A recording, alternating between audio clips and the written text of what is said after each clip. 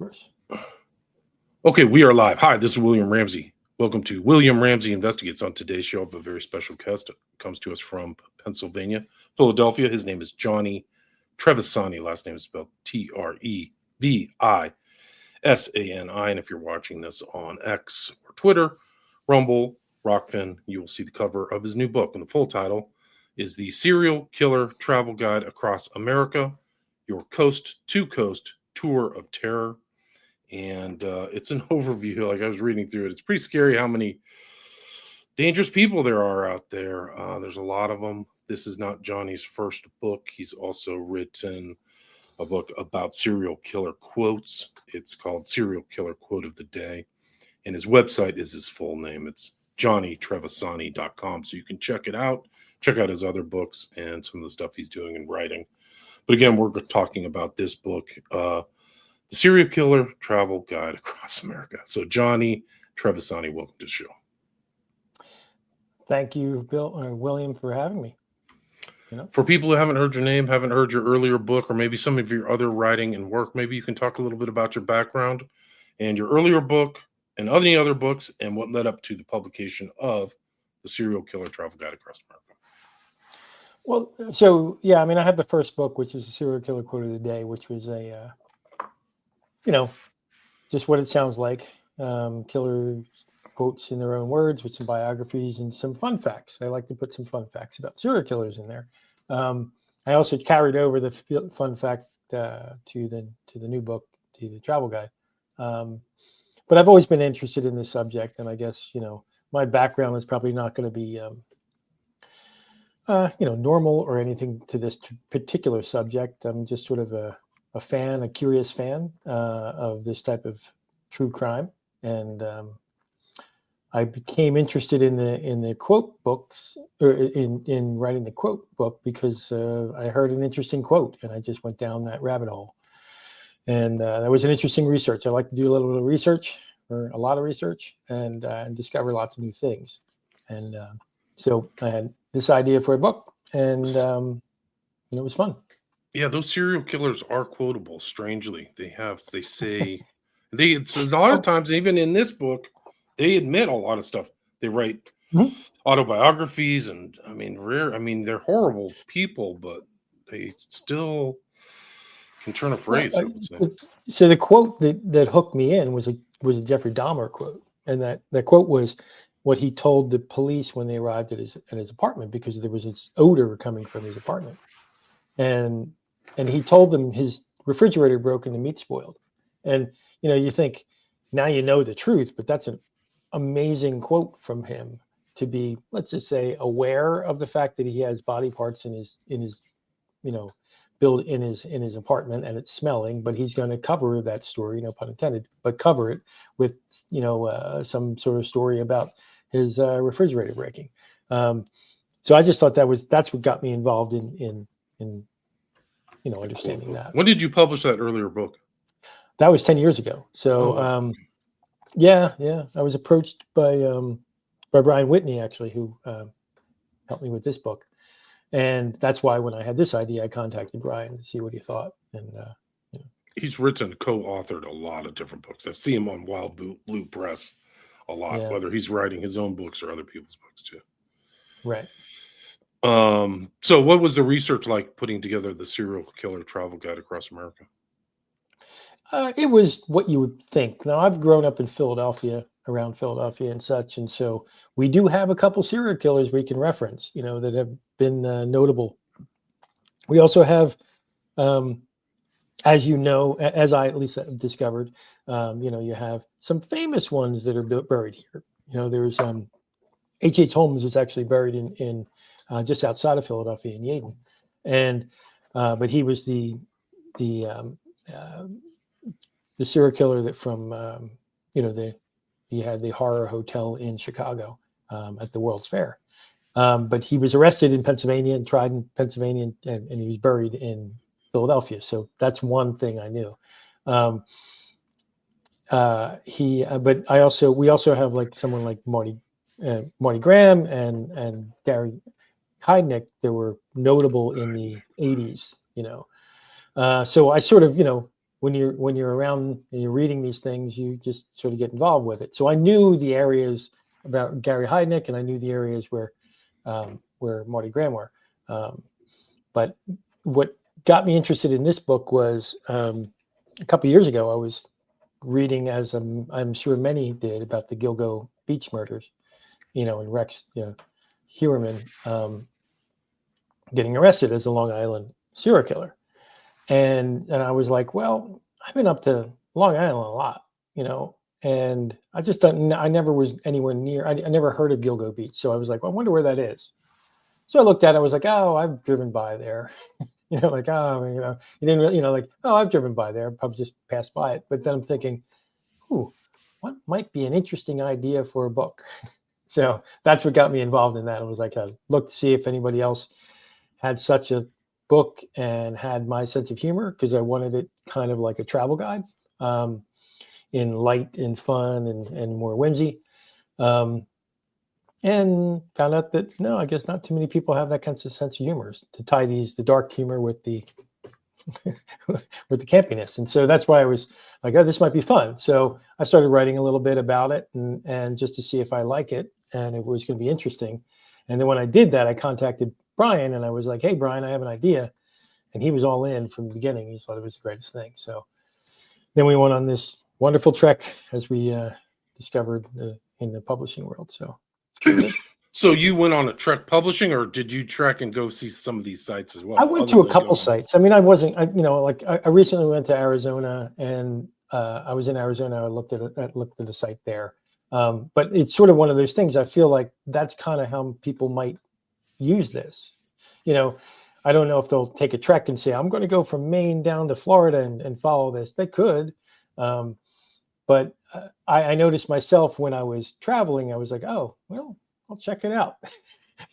But understand, many of these places are kind of not there anymore, if you know what I mean. Like, and if you go to Dahmer's old place, it's his apartment building was razed. It doesn't exist. It's just a flat, piece of land. And they wanted to make it a park. They wanted to do stuff to it, but it hasn't. It's just an empty piece of land. So I don't know how compelling it is to see some of these things, and some of the things that are in the books, references that have been around for 100 years, so these are serial killers from 100 years ago. And a lot of that's been changed. Some places are no longer there, and it's a highway now, so, but the idea is that we give you a general area, and, this is where they were, this is why it was important for the serial killer, and you can see it.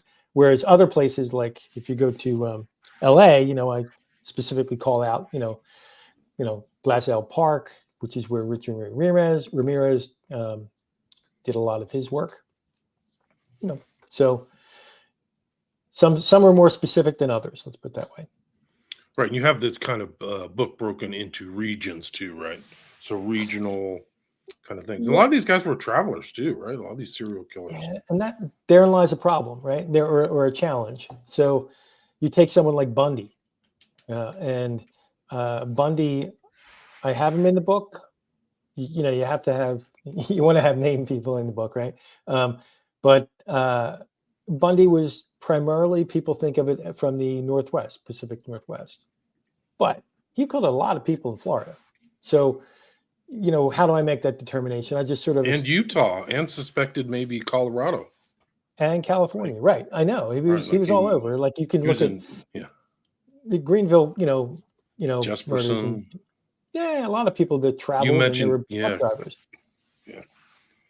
And so it's tough for me to say I'm just going to choose this, but I did arbitrarily choose an area that I think was important for that, that at least had a good story there.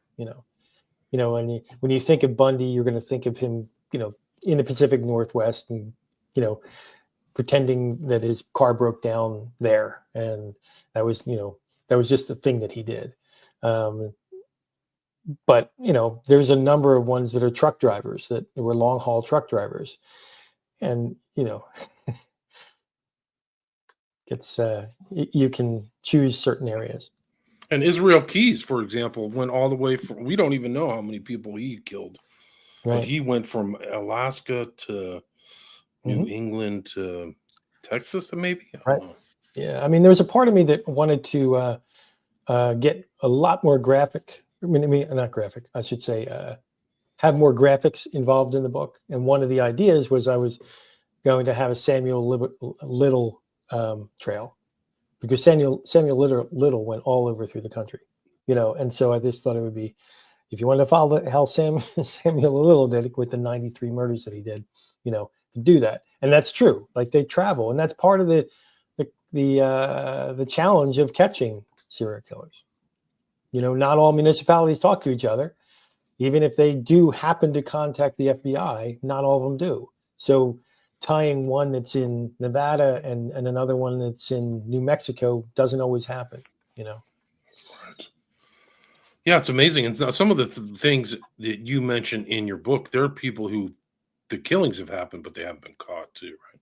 Mm-hmm. Yeah. In fact, one of the more interesting ones that in my research was, about the Honolulu Strangler. And I was super intrigued by that story because, Honolulu, you have to fly to. There's only certain ways you get there, and it's an island.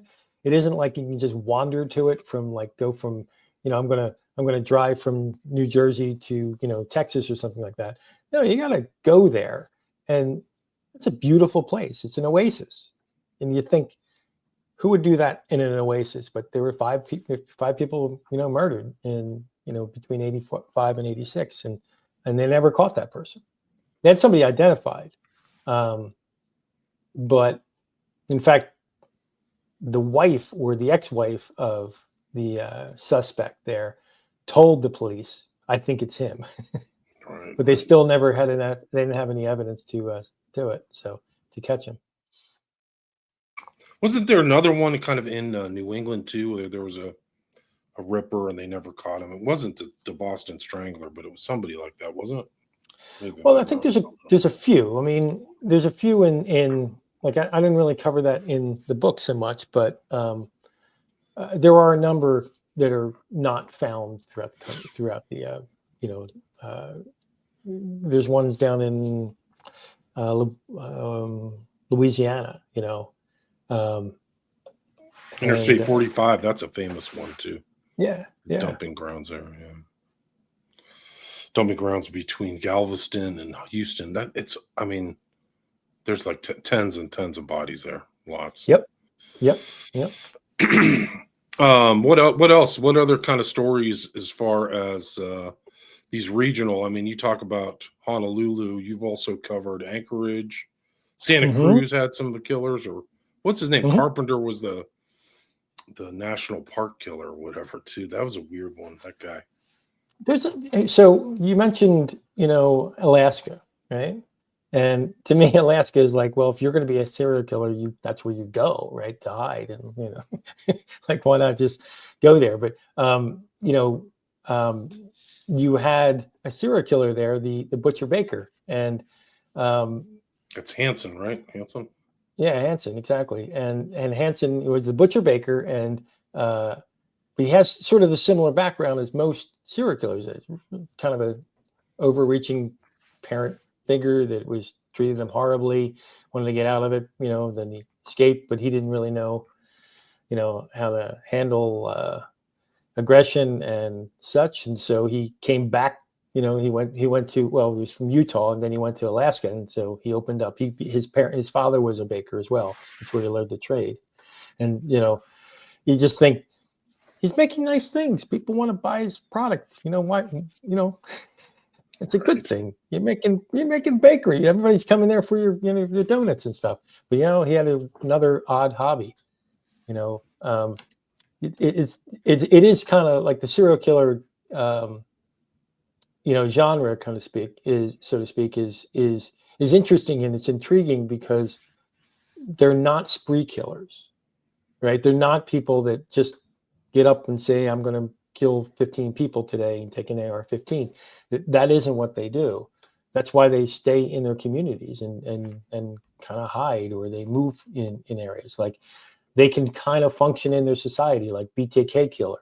He was a guy that was a deacon in his church, and he was contributing to the local community. He just had he also installed like security systems for ADT, and Wow. which they suspected that he used one to break into. But he was a guy that you just think you could be right behind in a grocery store. You can be standing behind him, which is that's what makes it really intriguing. It isn't like there was a serial killer in Alexandria, Virginia. And I don't know if you've ever been there before, but it's a very quaint city, like a very nice, quaint city. But there's actually been two serial killers from there. That's not a big city, right? And No. and there's been two serial killers, but there was one that I was really intrigued with. His name was Charles Severance, and he was called the Grudge Killer. He looked wild, like he did not look like BTK killer. Like he didn't look like that. He didn't look like he could. He was like by like a normal suburbanite or whatever. He kind of looked like what Santa Claus would look like if he did crack cocaine for years. Like he just was like he was on a binge or something. Like, and so he had like this hatred of elitism and hatred of politics and such. But then he ran for mayor of Alexandria, and he also ran for Congress. Wow. It was a serial killer. Unbelievable. I never heard of that guy. And then a couple of years after he didn't get into Congress, he became a serial killer. But he would they called him the Grudge Killer because he kind of had a grudge against certain people. And so that was his theme. Like it kind of was random, but not to him because he had a grudge with him. He would show up. He had a phrase that he would use called knock, talk, enter, kill, and exit. And that's what he would do, because he would knock, they'd answer the door, he'd talk to them, walk in, and then shoot them and then leave, and they could not tie them together. And in the span of time for Charles Severance was maybe 12 years or so. I think he was from 2003 to 2014, so 11 years. It's tough to, like, he killed people with a gun, which is different than most serial killers. A lot of them used, knives and ropes and such, but this was a gun. So the police didn't really tie it together with a serial killer. But he was, if you ever looked him up, he looks just like I said. Well, his Murderpedia page is not pretty. He doesn't look. Right. He doesn't look too great on this one. Let me see if I can find it. Right there, he is, right there. Yeah, there it is. Santa Claus on the coke bench. Yeah. Yeah, strange. Yeah, that's a strange one. And he was just killing people because of a perceived grudge. They were random though. In reality, right? Wow. Right. Yeah. Something else. Yeah. So these are the things you learn. I mean, I've been to Alexander and I was like, wow, I would never have guessed it. Two. Two serial killers. Who was the other one other than Severance? It was I should know that.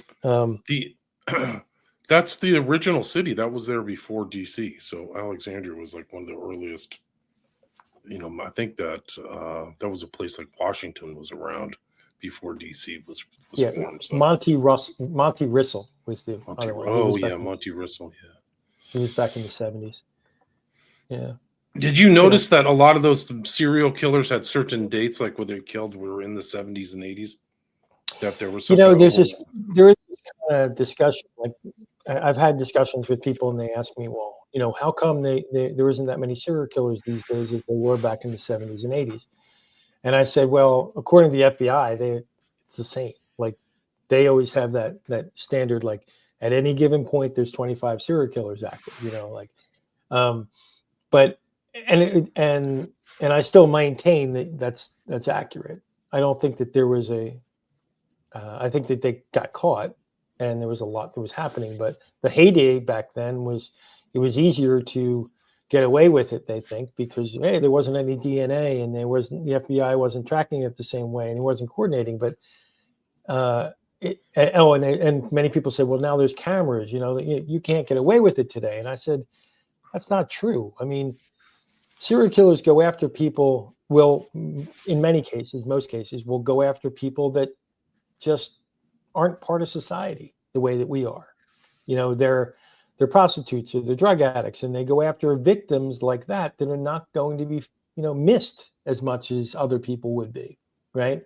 And so that still happens, like the Gilgo Beach, right? I mean, he went after prostitutes, and so they found the prostitutes, but they were, weren't really sure, what that was relating to. In fact, the Gilgo Beach, there's a around me is the Atlantic City, and so Atlantic City Strangler, they at first thought that maybe they were connected. The Gilgo Beach and Atlantic City were connected, and then they eventually ruled it out. But it's those types of things. You're grasping at straws, trying to connect the dots, and it's not very easy. Well, that's another one. Huerman was another traveler, right? So I know he had a place in Vegas, or he had another place in Virginia or South Carolina or something like that. Yeah, and all those communities are looking in their backlog to see if there was any connections, right? Right. I mean, that's crazy. They haven't identified it, but expect that to change, I guess. Right. I mean, he was active for a long time, and some of these guys are active for a very long time, aren't they? Yep. Yeah, they are. I mean, BTK. He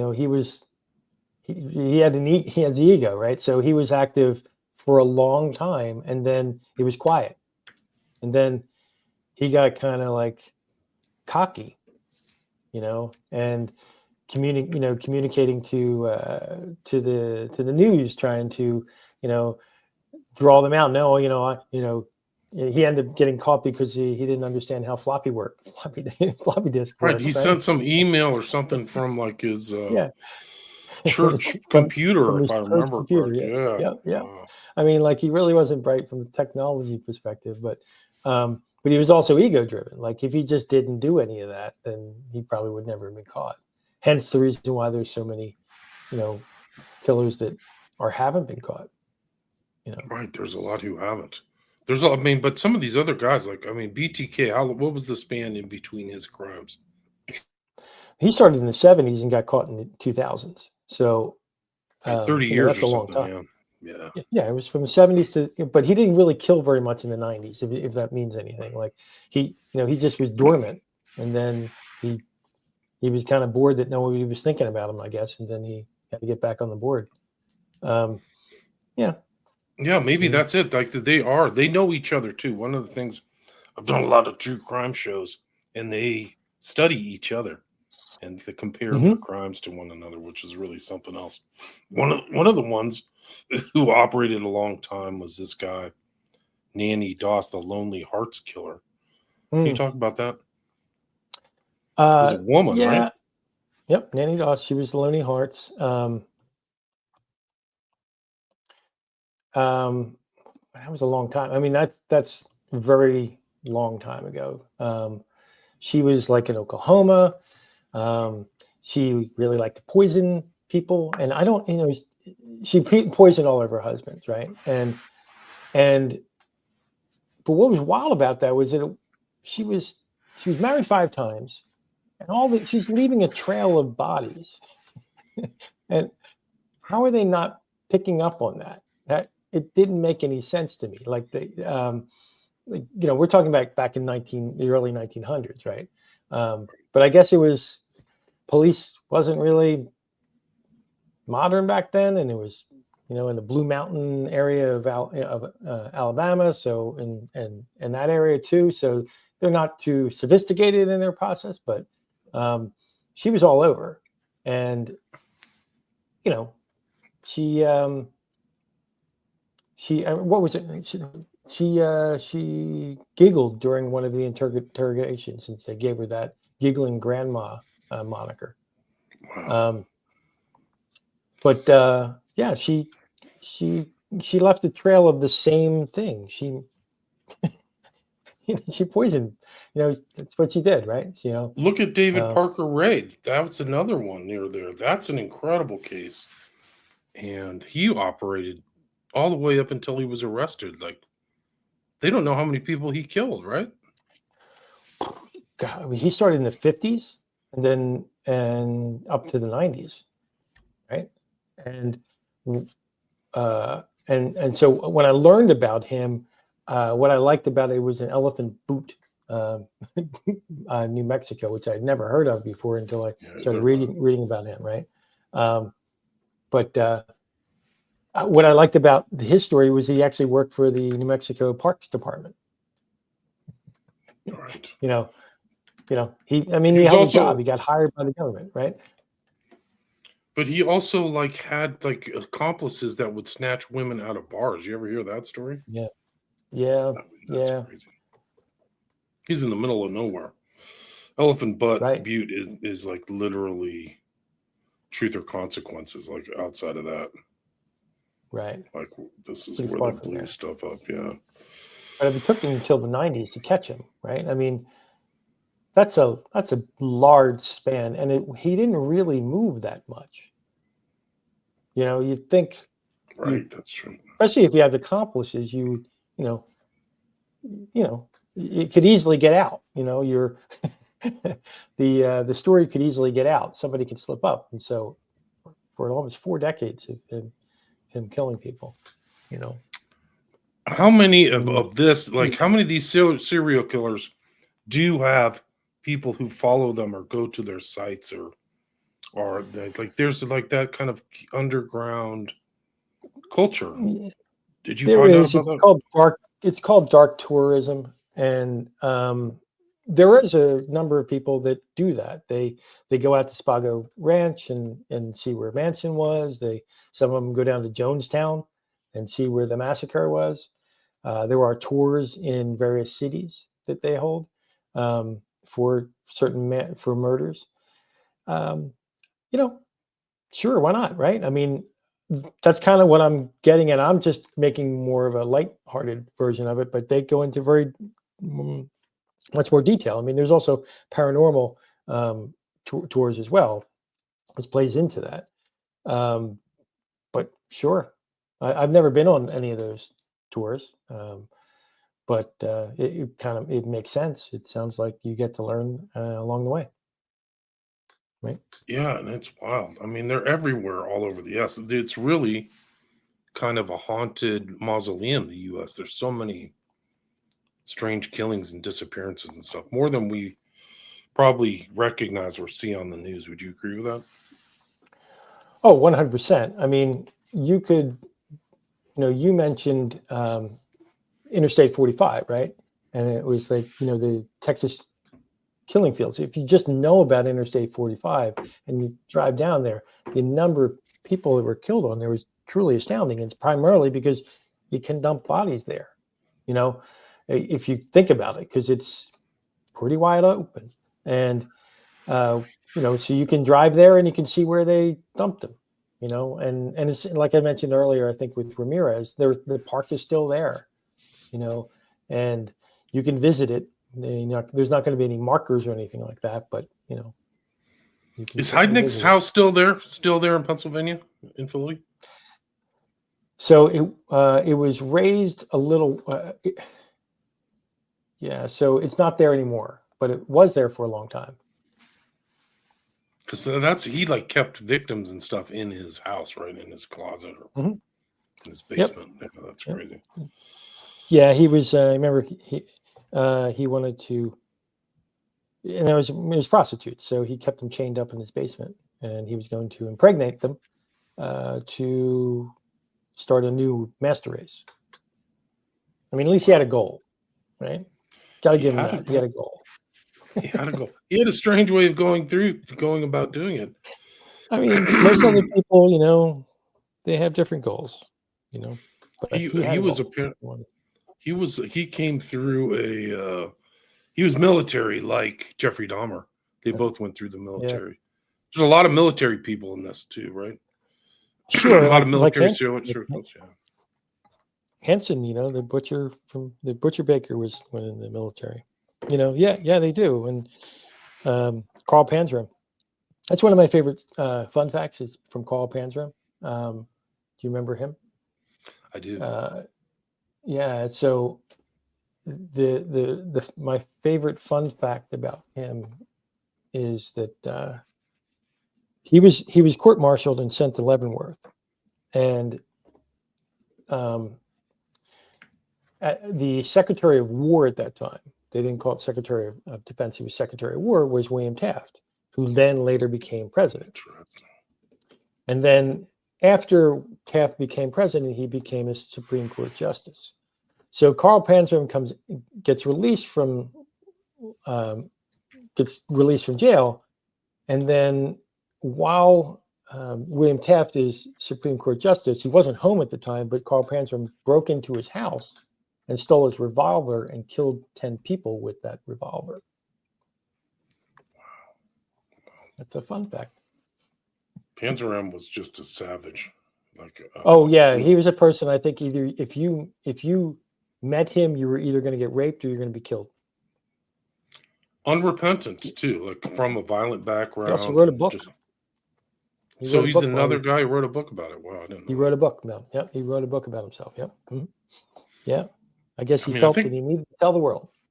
Yeah, he needed to tell the world the story about just beating crap out of people, and he was sodomy and rape and just horrible. Just a horrible person. He was a truly awful human.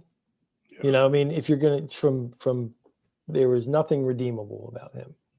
And there was he talked about owning like he would sodomize people. And he said because he wanted to own them, he wanted to demoralize them and own them. Like he hated people, you know, and he hated all people. So he was a scary dude. But you know, here's in Philadelphia. He went through Philadelphia and he killed a paperboy, like a 14-year-old paperboy, while he was in Philadelphia. And forgive me, but I don't remember the name at that time.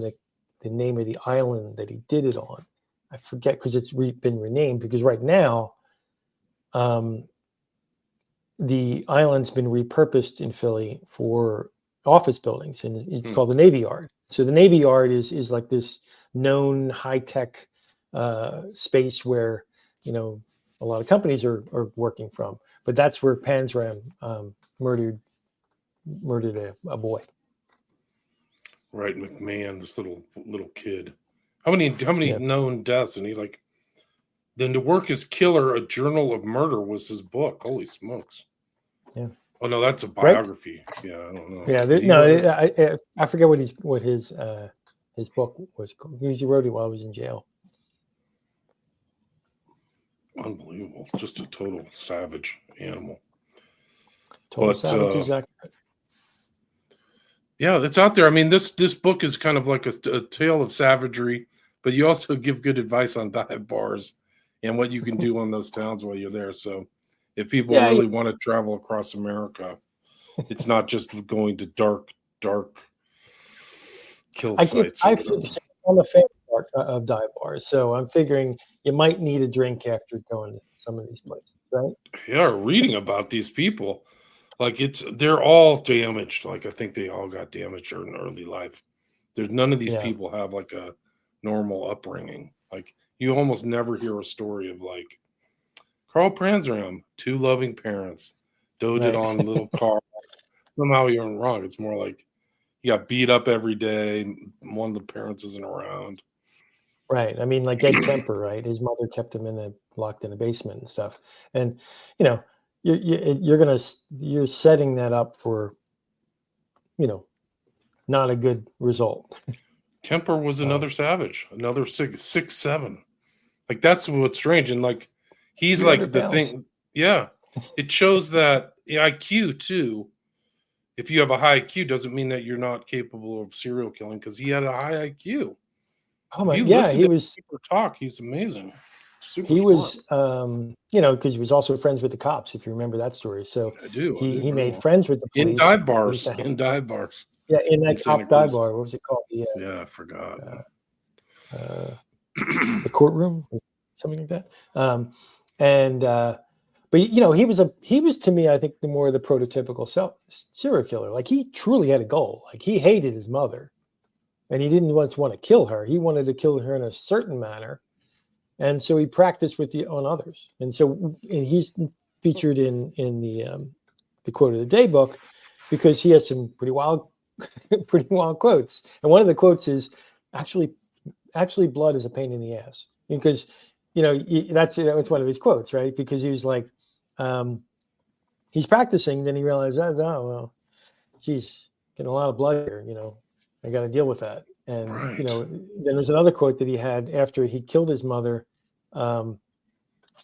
He took her vocal cords out and put it down the garbage disposal, and he was like, I can still hear her talking. It was that kind of thing. Like he was haunted by his mother, and he didn't want but once he killed her, that's when he turned himself in.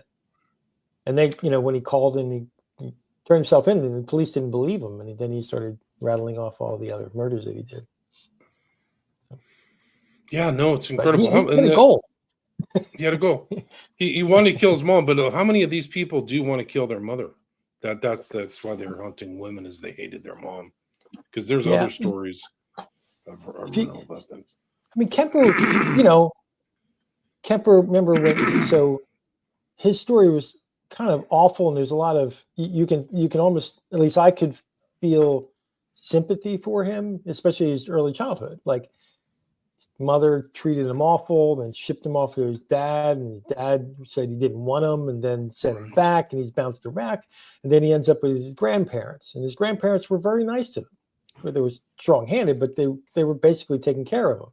But then he killed his grandma. He just wanted to see what it'd be like to kill somebody, and he killed his grandmother. And then he was like, "Oh well, I don't want to see Grandpa. I don't want Grandpa to see it." So he just waited for him to come home, and then killed him. So he didn't see his wife dead.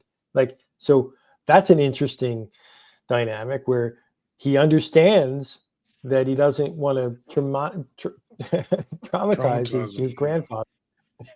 So he kills him. So, right? He was an interesting dude. The guy who killed people, he was killing his mom. He was part of that famous hotel in LA where like 3 serial killers stayed. You ever hear about that hotel? I think I haven't. Yeah, I think it was Ramirez that stayed there too. So I know Ramirez, he was connected with another serial killer. Maybe that's what you're referring to. Because you said he used him as right. There's this one famous hotel in LA. I'll see if I can look it up, but they'd like 3 serial killers have stayed there.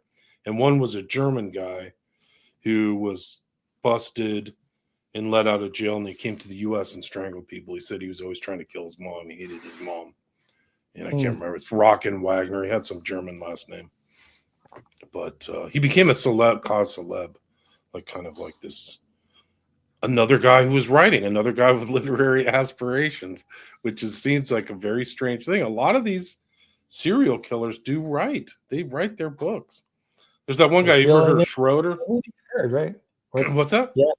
They need to feel like they need to get heard, right? Yeah, they want recognition. Have you ever heard of Schroeder from Florida? He wrote like one of the gnarliest autobiographies, and he was proud comparing himself to other serial killers because he would oftentimes kill 2 people at the same time.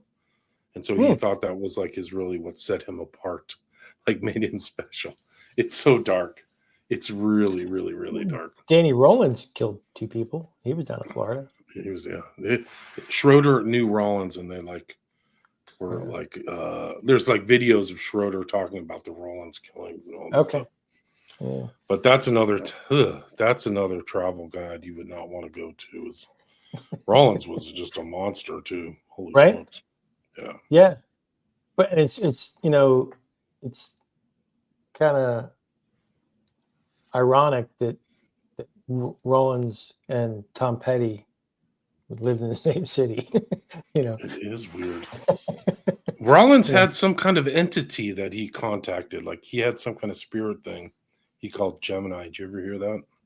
I hadn't heard that. No. Yeah, no, some of these guys, yeah. Some of these guys have now some Gemini is an AI engine, so maybe that's a thing. Yeah, with precursor. Well, that'll be the scariest thing ever. Is one of these serial killers figures out how to use AI and like as a consultant or something.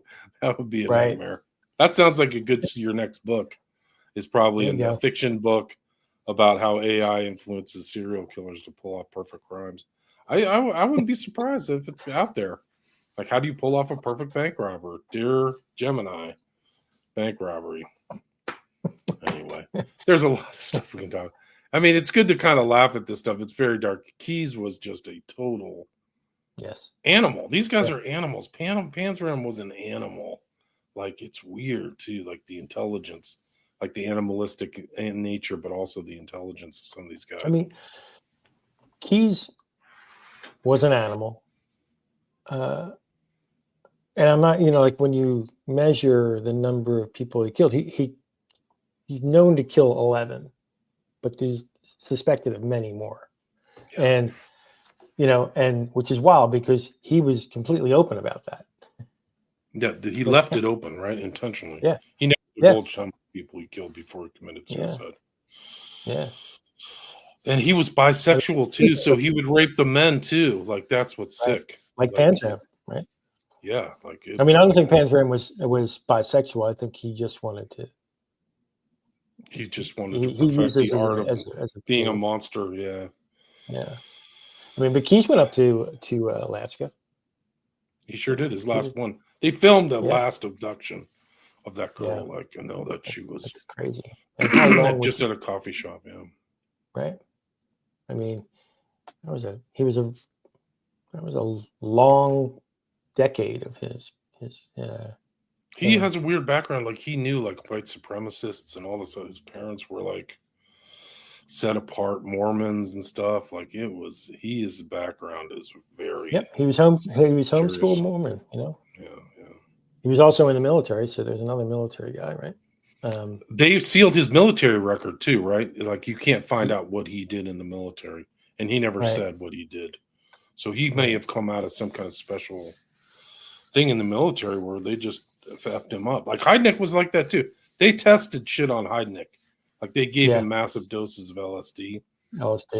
Yeah. So some of these guys got screwed up in the military, and when a lot of there's weird connections to Ramirez in the military. Like, his uncle was, part of Operation Phoenix or something like that. And I think there was another serial killer who was in Nam. Like, it's a common correlation between some of the more recent murder junkies and stuff like that. You can draw that there's an outlet there, right? You're going to learn certain skills. Yeah. I mean, Keyes had the, murder kit that he had. And, maybe he learned that from the military, right? I wouldn't be surprised. Like, that sounds very military. Like, the planning is like somebody's special ops. Like, he was operating on a special ops sensibility, which I think that's probably why the military didn't want to disclose it, because he had all of the upbringing of somebody who goes into special ops. That he was a outdoorsman, rough from the I think Pacific Northwest or Utah or something like that. So that'd be who they're looking for, somebody they can mold. Sure. And they may have molded him and turned him into a stone cold, crazy ass serial killer. Like, one of the I've done shows on him. I know Keyes very well. I mean, from a fiction perspective, it's Full Metal Jacket, right? So yeah. Johnny, we're at the 45-minute mark. Okay. At the 45-minute mark, is there anything you'd like to add or anything I missed before we wrap up? No, I just hope people are interested in it enough to go pick up a copy. You can visit my website if you want to have some background on mine. Although you go to my website, you're going to see coffee because I'm a coffee fan.